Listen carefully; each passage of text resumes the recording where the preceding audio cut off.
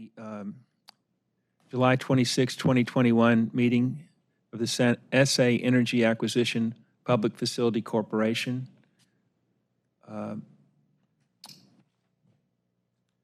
The second item on the agenda is public comment. Ms. Kerner? Sir, I'm sorry, I didn't mean to interrupt. Would you like me to confirm a quorum?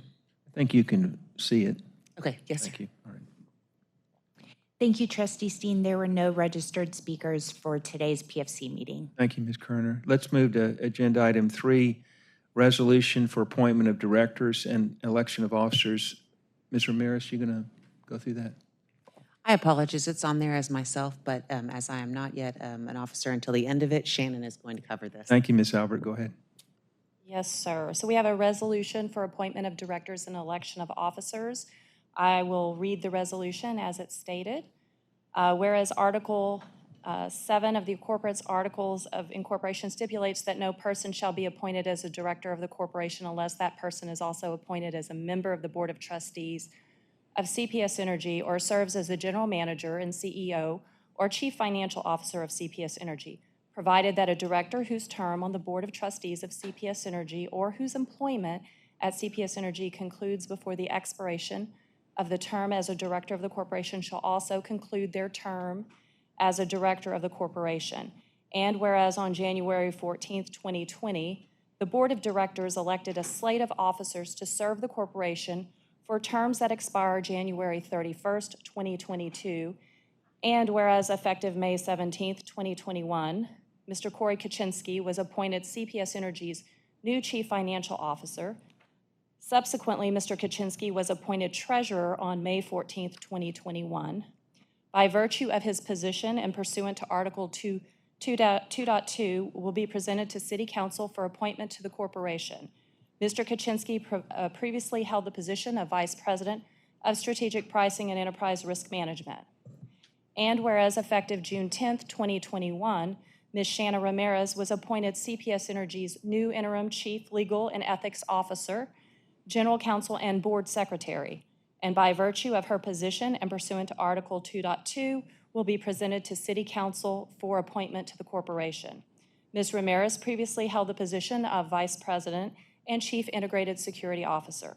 And whereas the corporation's bylaws call for the election of a president, a vice president, and a secretary, and an executive director, and authorize the Board of Directors to establish and fill other offices that it determines to be necessary.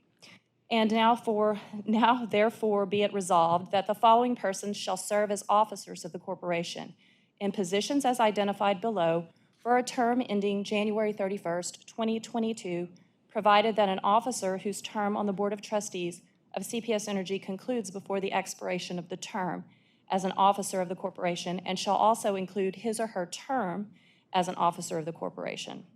So we show President Dr. Willis Mackey, Vice President Janie Gonzalez, Assistant Vice President Paula Gold-Williams, Secretary Shanna Ramirez, Assistant Secretary Shannon Albert, Treasurer Julie Johnson, and our Executive Director as Kevin Paulo. Do I have, thank you, Ms. Albert. Do I have a motion for approval? We need a motion to approve that resolution. Thank you, Mr. Kelly.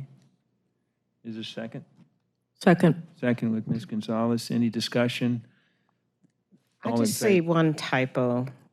At the beginning, it says general manager and CEO for me.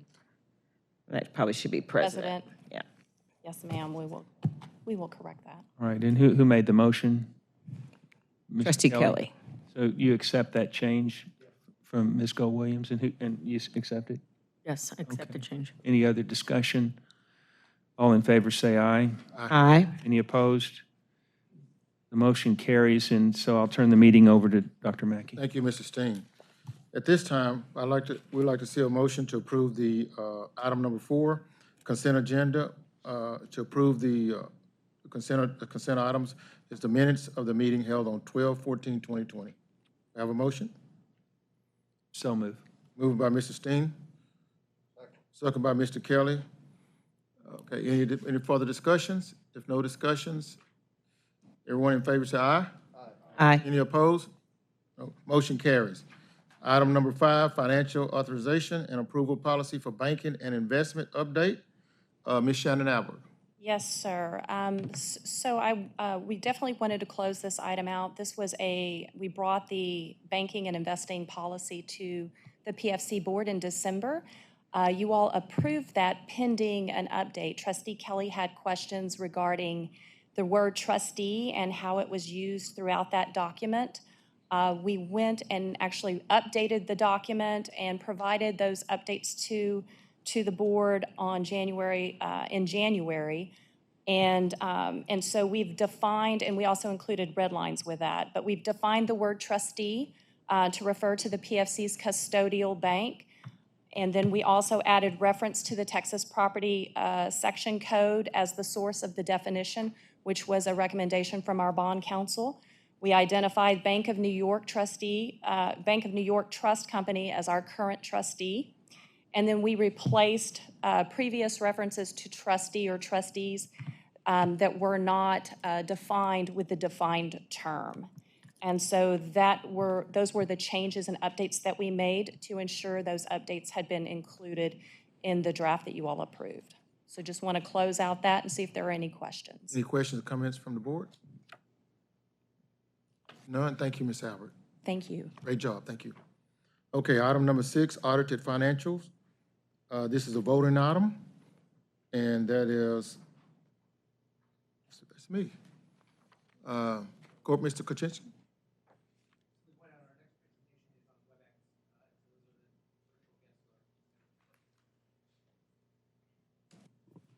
That would be, what is this, Jody Dotson, Baker Tilly? Correct. Garcia? Yes, those are our two presenters, and they should be live on Okay, and ready to present. So I will turn the floor over to them. thank you. Thank you very much for having us with you this evening. So this is Jody Dobson. I'm from Baker Tilly and serve as the partner in charge of the audit engagement. And also have with me tonight Carmen Garcia, who's the partner from our partner firm of CC Garcia and Company. If we move to the next slide, what we'd like to discuss tonight is an overview of the audit process, the required communications by the AICPA from us as the auditors to all of you as those charged with governance, touch on internal controls and how that's involved in the audit, and then answer any questions that you might have. So to get started on the next slide with the audit overview, we work through and conduct, starting with the planning of our audit in order to ensure that we can issue our opinion on the financial statements. And this year, because we were doing an integrated audit, there's also a report issued over internal controls. And so as we start the planning, we're looking at what are the key transaction cycles and balances involved in the financial reporting. So some of the items we've identified here are obviously the internal control over financial reporting itself. And then the key balances, the prepaid assets, the investment valuations, revenue recognition, and the disclosures of the various key transactions within the footnotes. In doing this, we're looking at the key business processes and procedures. So we're starting with what are your day-to-day operations and letting that drive how we design our testing of the various transactions and balances so that we can issue our opinions. And obviously, when we're looking at the financial disclosures, we're looking at some of the complex transactions and the risks associated with the organization to make sure that those disclosures are compliant with standards, but also clear and consistent from year to year. So if we move to the next slide, as we look at the audit this year, things were conducted very smoothly. No difficulties were encountered. We were required to complete the audit in a virtual manner. We had done that again in the prior year as well, for the most part. And so that was not a problem for anyone involved on either side. And we do appreciate all the cooperation from your staff in doing that. I know it's less than ideal and different for everyone. But everyone was very cooperative, was able to get us all of the information we needed in a timely manner and answer all our questions so that we were able to stay on schedule, completing our what we call our field work still, or our primary audit testing, in mid-May, and then moving into the reporting process. And did also want to highlight here, there were no audit adjusting journal entries noted. That is not a small item, to say the least, that there are no adjustments noted during the financial statements and audit process, and so wanted to definitely point that out. We move to the next slide. So the audit is designed to be performed in accordance with the generally accepted auditing standards. And as I said, part of that is that we start with planning to understand the risks for the organization. So knowing that no two organizations are exactly the same, we want to understand what's unique to your organization and customize our audit plan for that. And so we've identified here a number of the areas that are really key to your financial statements. So again, those prepaid assets, the investment valuations, the revenue recognition or the timing of how things flow through on the various transactions, the debt transactions, and then because of the uniqueness, really focusing on those disclosures within the financial statements. I think our next slide then touches on the internal controls. And so this year, again, we were doing an integrated audit, which means that we're giving an opinion or a report on the financial statements as well as on the internal controls. And so with that internal controls, what we're saying is that the financial statements are free from material misstatement. That's our opinion on the financial statements, or an unmodified, a clean opinion on those statements. And then for the internal controls, that the internal controls of financial reporting were maintained in all material respects. So there was nothing identified there that was lacking either in design or in application during the year. So we move to the next slide. Here we have a number of required communications that we need to share with you. And I'll just walk through these relatively high level because a lot of these are what I call no news is good news reporting. So the first one is as we talk about significant accounting policies, there were no new accounting policies required to be implemented this year. That is not often that I get to say that. That GASB actually allowed governments to have a small delay in the implementation of several new standards. So we won't probably see that again right away. As far as accounting estimates are a key part of all financial statements. And as part of our audit process, we identify what are the significant estimates and then look at the processes used in coming up with those amounts to make sure that they're, again, compliant with the standards, but also consistent from year to year, and that the key inputs into the process of coming up with those estimates are reasonable in regards to what we know about the organization and the environment. If we move to the next slide. We had no difficulties performing the audit. We did not identify any known or suspected fraud, nor any non-compliance with laws or regulations. If we had found any of that, we'd be required to disclose it to you. The next slide. As I previously mentioned, there were no journal entries identified as part of this year's audit, including no uncorrected misstatements or items that were not material but identified. So that's a really high bar. If there were any material misstatements or any uncorrected misstatements, we would communicate those to you. The next slide. If there were any disagreements with management, we would communicate those to you. We did not have anything to communicate there. And if there were any other findings or issues noted that we felt were significant, we would communicate those to you, whether they were recommendations or concerns about operations, but nothing to report there as well. On the next slide. As part of the reporting, management does provide us a representation letter stating that they've provided to us the information required for the audit, the meetings of your minutes, any supporting documentation we've requested. They've represented to us about the accounting policies of the organization. And a copy of that letter that they provide is also provided to you with the finalized results documents. If there were a going concern issue, we'd be required to report that both to you and in our audit opinion, but nothing to report there. Next slide. If we were aware of any consultations management was making with other accountants, looking at alternatives for accounting for any key transactions, we would report those to you. But we are not aware of any such consultations. And in fact, the accounting treatment for transactions was very consistent with prior years. Next slide.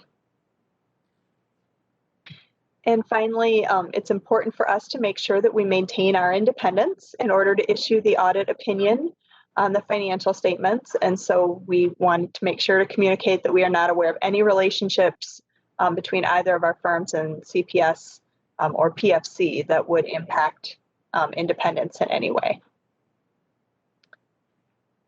Next slide. Again, just to reiterate, as far as the internal control requirements for communication, nothing came to our attention that would rise to the level of a material weakness or a significant deficiency in required communication. So all the processes that we walked through, nothing came to our attention of concern for communication. And next slide.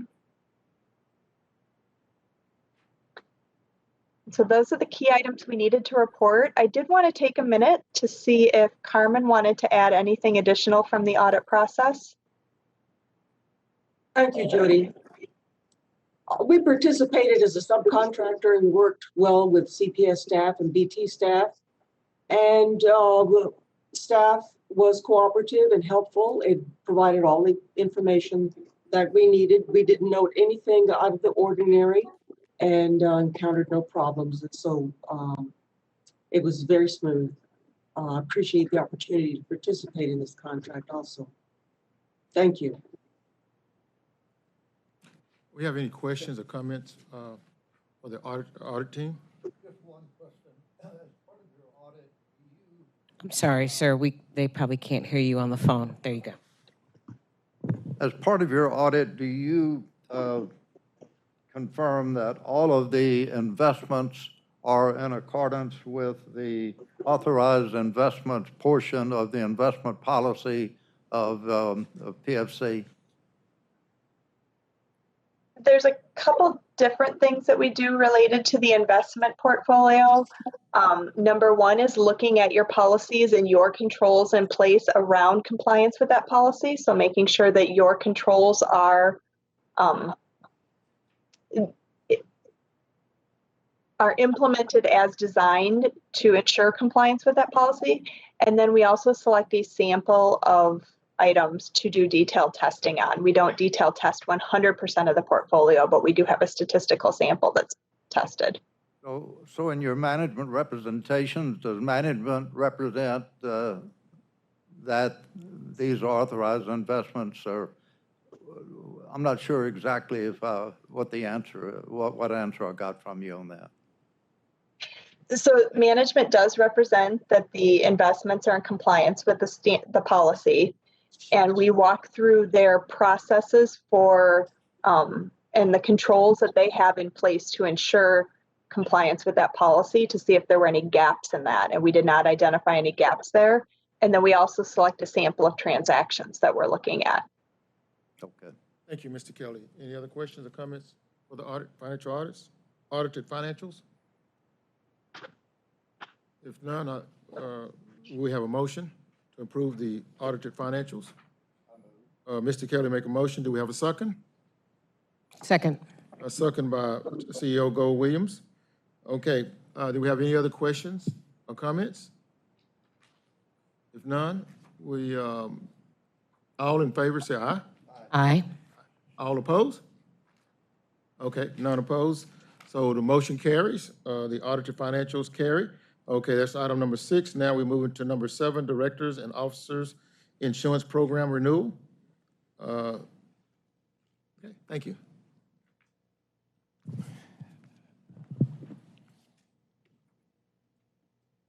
Good afternoon. Thank you.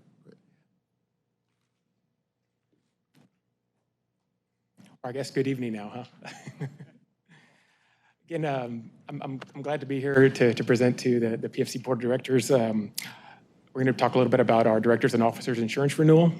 And again, my name is Anthony Worland, and I'm the Interim Director of our Enterprise Risk Management and Solutions area. And so today we want to provide you an overview of the Directors and Officers Renewal, as well as request your approval for that renewal.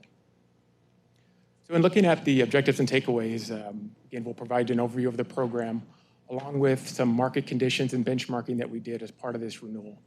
And then finally, we'll request approval for that. So again, the agenda very much in line with our objectives and takeaways. So we'll move on to the next slide.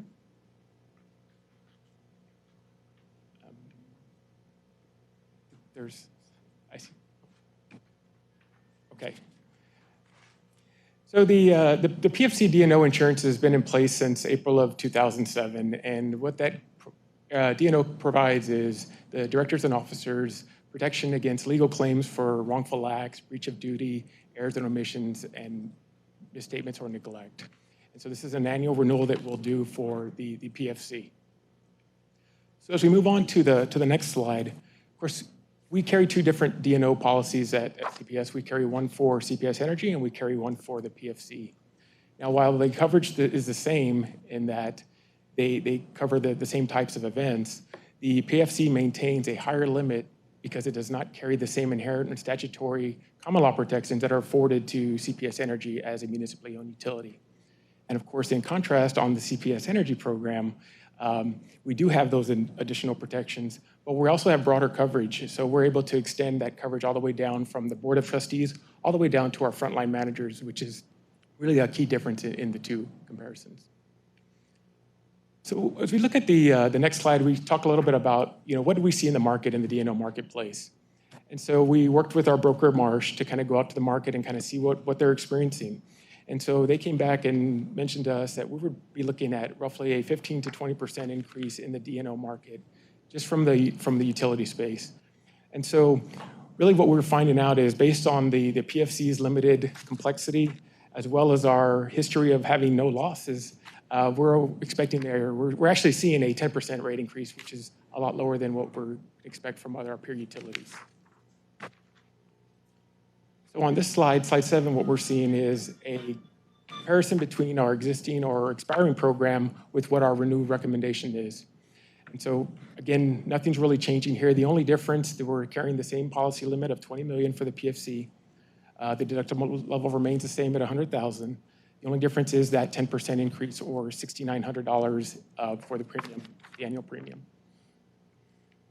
So with that, I'd like to request the board approval for a one-year policy effective starting August 1st of 2021, maintaining that $20 million limit, maintaining that $100,000 deductible limit. Ms. Ramirez. Premium of $75,900. Okay, thank you. Could you read that resolution, page 80?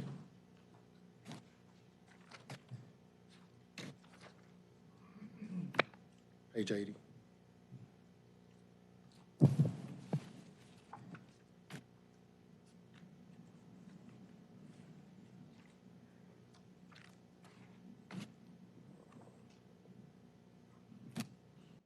This pertains to this one?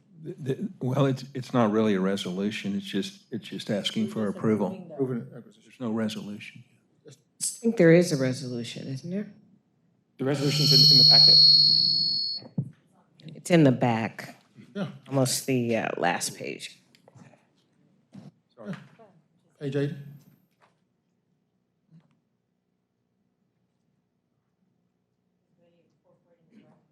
The very last page.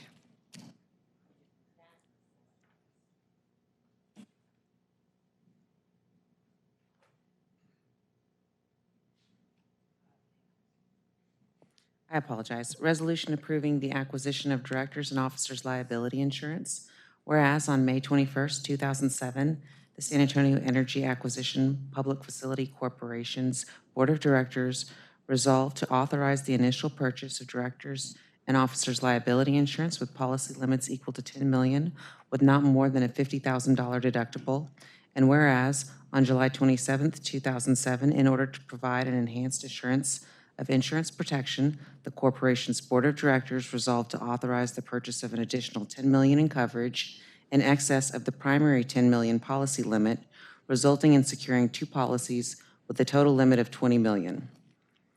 And whereas on February 25th, 2008, the corporation's board of directors authorized the purchase of the primary $10 million directors and officers liability insurance to renew the policy set to expire April 1st, 2008.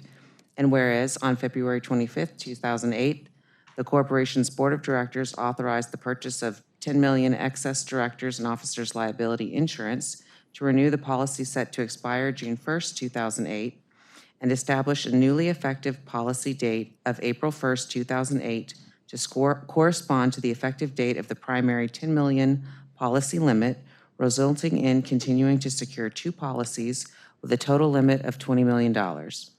And whereas on March 29th, 2010, the corporation's board of directors authorized increasing the directors and officers liability insurance deductible from $50,000 to $100,000 to attain additional premium savings.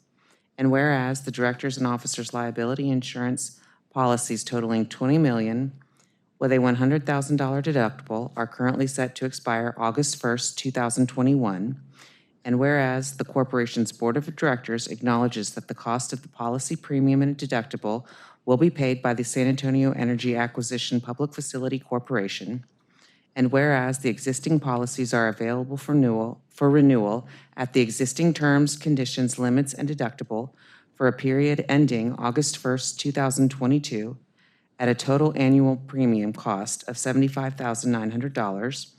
And whereas pursuing this insurance coverage for members of the board of directors continues to be a prudent and necessary expenditure to address the liability of the corporation's directors and officers. And now, therefore, be it resolved that the corporation's board of directors hereby authorizes the renewal of the corporation's directors and officers liability insurance program, which currently provides corporate board members and officers with insurance coverage of $20 million with a $100,000 deductible to replace the policies that are set to expire August 1st, 2021, with both premium and deductible, if the need arises, to be paid by the San Antonio Energy Acquisition Public Facility Corporation. Thank you, Ms. Ramirez. We have a motion by Mr. Kelly. We have a second by CEO Paula Gold Williams. Do we have any more questions or comments? Mr. Kelly usually asks for reassurance that the company will pay the deductible. But it's in those recitals. I guess you heard that, yeah.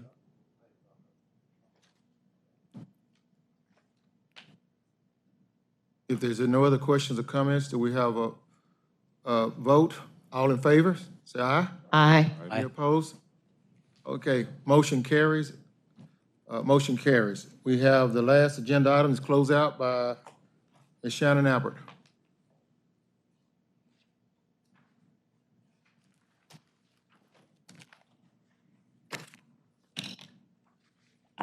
We have no action items identified in today's meeting, so. Thank you, Ms. Albert. No closeout. Do we have any other questions or concerns? We have a Motion to adjourn, yeah. Motion to adjourn by, motion by Mr. Steen, second by Mr. Kelly. All in favor? Aye. Aye. Any opposed? None. None opposed? Motion carries. Thank you all. Have a great day.